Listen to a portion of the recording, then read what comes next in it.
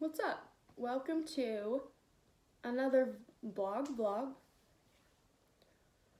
What's up? Welcome to rush or not to rush. For those of you who don't know, I was in a sorority in college. Yeah, it's that simple. It was good.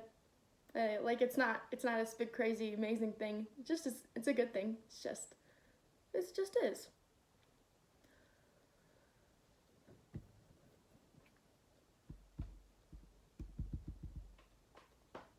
What's up, everybody? I'm Riley again here to talk about to rush or not to rush. For those of you who don't know, I was in a sorority in college. It was a great, grand old time. And as the first female in my family to go through recruitment, I do remember kind of wishing I had somebody to talk to about it. So I decided to do a post about rushing. And as I was writing it, I was like, all right, this needs several parts because there's so much that goes into this. So this part, I'm literally just going to define words that you're going to hear that you probably have never heard before or have an entire new meaning. So whether or not to rush pretty much floats through every college freshman's mind, even girls who thought to themselves, oh, I never thought I'd be in a sorority. I'm not that type of girl. I thought the same thing. I never thought of myself as a sorority girl, but I was. So, I would say just to clear your mind of all preconceived notions of what you think a sorority is before you decide whether or not to rush.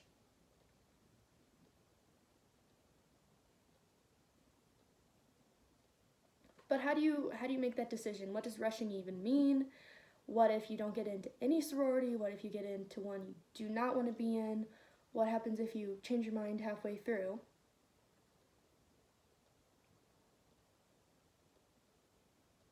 What if?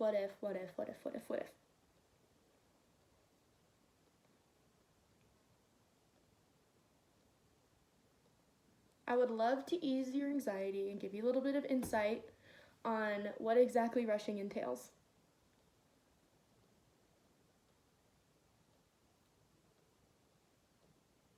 And how the process works to hopefully help make your decision a little bit easier.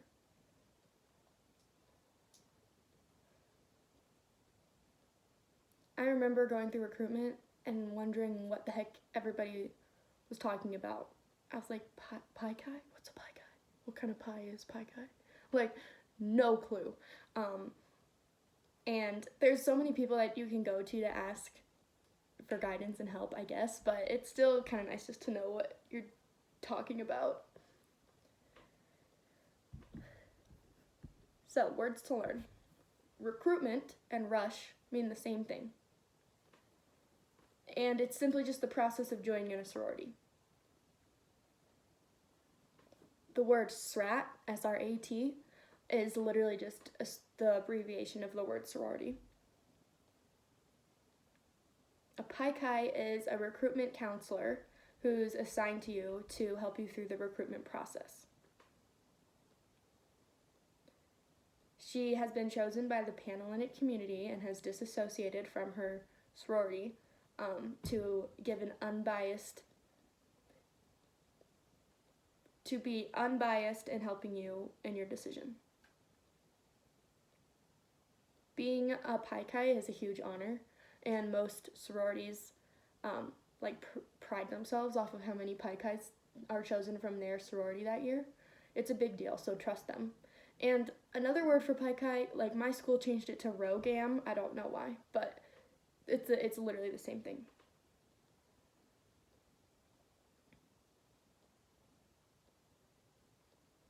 Unaffiliated means when a girl in a sorority completely disassociates from her sorority.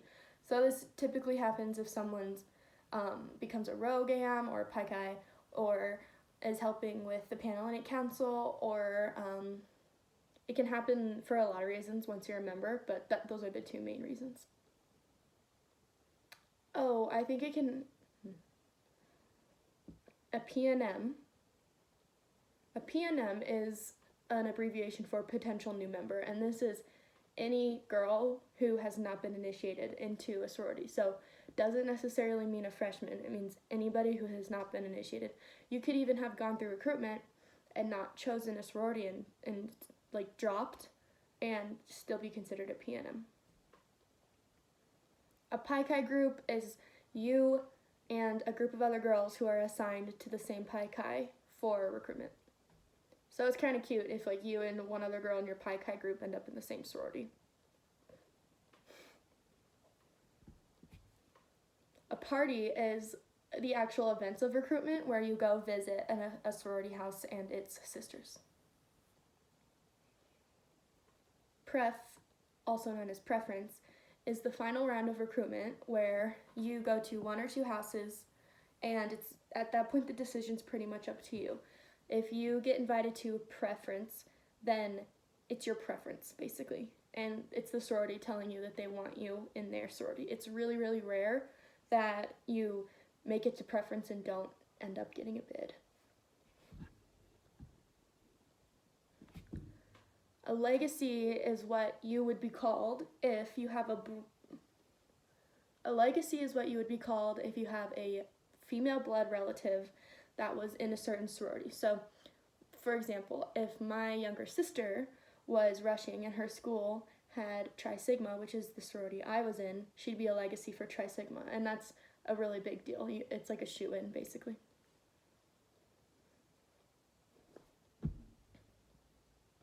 Philanthropy is defined as the desire to promote the welfare of others. Philanthropy is defined as the desire to promote the welfare of others expressed especially by the generous donation of money to good causes. So each sorority has one or two or three philanthropies that they raise money for throughout the year. And this could look like Chi O, for example, does Make-A-Wish, and Kappa Delta does Girl Scouts of America. It could be all kinds of things. There's sororities whose philanthropy is raising scholarship money for themselves. Like, it doesn't matter. It's random. I guess it doesn't matter. Each sorority has one. It's just different.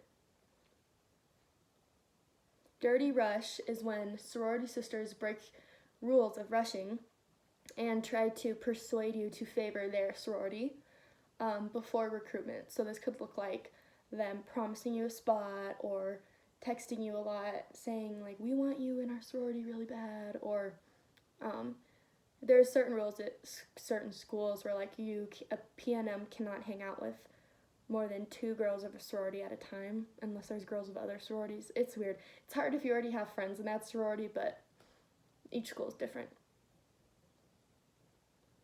A suicide rush is when you sabotage yourself at every party except for the sorority you think you want to be in, because you have like no chance of getting in any others, and it's just disrespectful.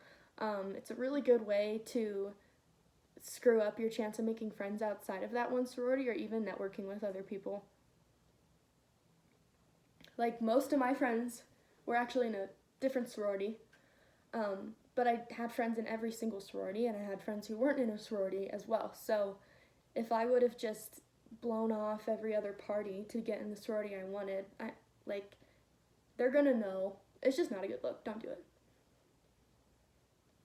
The word drop means if at any point you want to stop the process, you're done with recruitment, you don't want to be initiated, or you don't want to be initiated, or if you are a member, a sister, you quit. That's what dropping is. So the word chapter is the word chapter is kind of weirdly difficult to define. Each sorority is a national sorority, so they have like an HQ, and they have chapters at each school, whatever schools they choose. So not every single sorority is at every single school. Not every single school even has Greek life. So you would be in a certain chapter at a certain school. So, for example, I love to bring this up as much as I can. Carrie Underwood and I were in the same sorority, but we were in different chapters. So people are like, oh, you were in the same sorority? I'm like, yeah, kind of. Like, she went to a different school at a different time and everything, but it's still cool that Like, we went through the exact same thing as far as our sororities, traditions, and stuff goes. It's also just a huge flex. A Panhellenic Council, National Panhellenic Council, or NPC, is the umbrella organization of most sororities, the most common sororities. So when you hear Panhellenic Council, they're in charge of running recruitment. They set rules for how things go.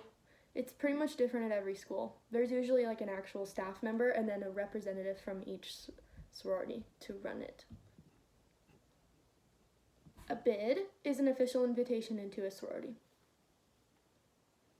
Bid day is when recruitment's over, pref round is over, everybody gets a bid or doesn't get a bid. That's rare, but also depends on the school. It's more common to not get a bid. Where I went, I don't think I ever knew a single person who didn't get a bid. But it's a really fun day. It's like a party, sisterhood, bonding day. Usually each sorority has a big theme. That's when you see them like running home, you know. DABD, day after bid day, self-explanatory. It's usually a huge party day because the boys in their fraternities have the same day for their bid day. At my school, they changed bid day to Sunday so that we couldn't have a day after bid day because it was like getting pretty wild. But my advice would just be smart. Don't be that new member who has to get her stomach pumped. It's not a good look. It's not a good way to start off. Your bid day buddy, each sorority has a different name for it usually, but for my sorority, sometimes we called it a sailboat sister, because the sailboat was one of our little, I don't know, what's it called? Because the sailboat was one of our symbols. But it's just a sister assigned to you for bid day to make sure that you are okay, know where you're going, know what you're doing. They're kind of your point of contact as you start the process of being initiated. So if you have questions or you need help or you're confused about something, that's the girl that you go to.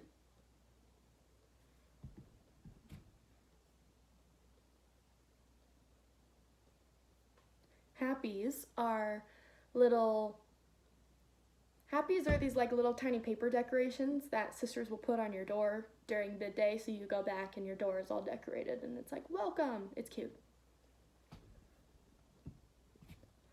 A snap bid happens after recruitment, so each sorority typically has a quota for an amount of new members that they need to get through initiation. So if they don't make that quota, which is really common, they can do a snap bid, which is when you extend a bid to a potential new member and they don't have to go through recruitment. They just have to be nominated by a sister and then the chapter votes on them, which I kind of wish I knew because then I wouldn't have had to go through the whole process. But yeah, it's still, I feel like a lot of people don't like that, but it's kind of genius. Like if all your friends are in a certain sorority, just be like, give me a snap bid.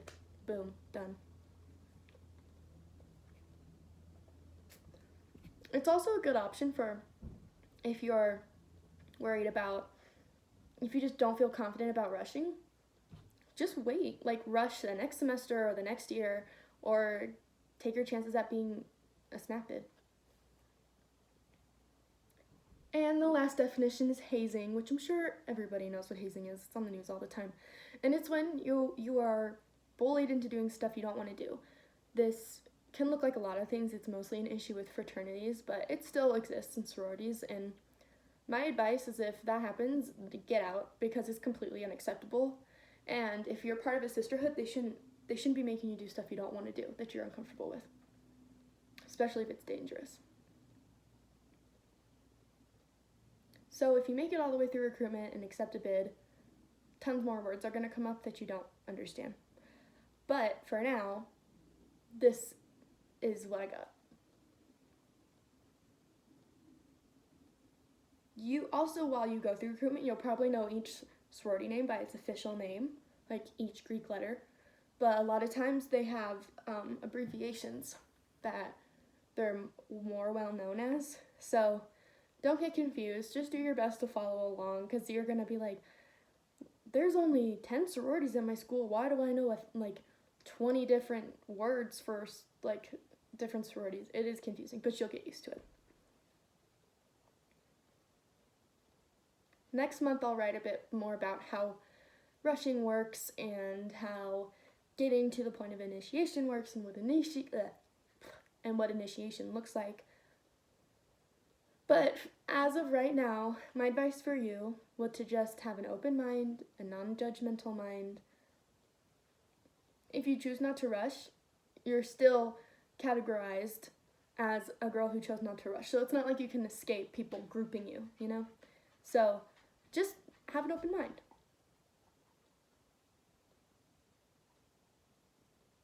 Trust your gut and do what you want to do. Don't do what your high school friends are doing. Don't do what your roommate's doing. Don't do what your mom wants you to do. Do what you want to do. You do you.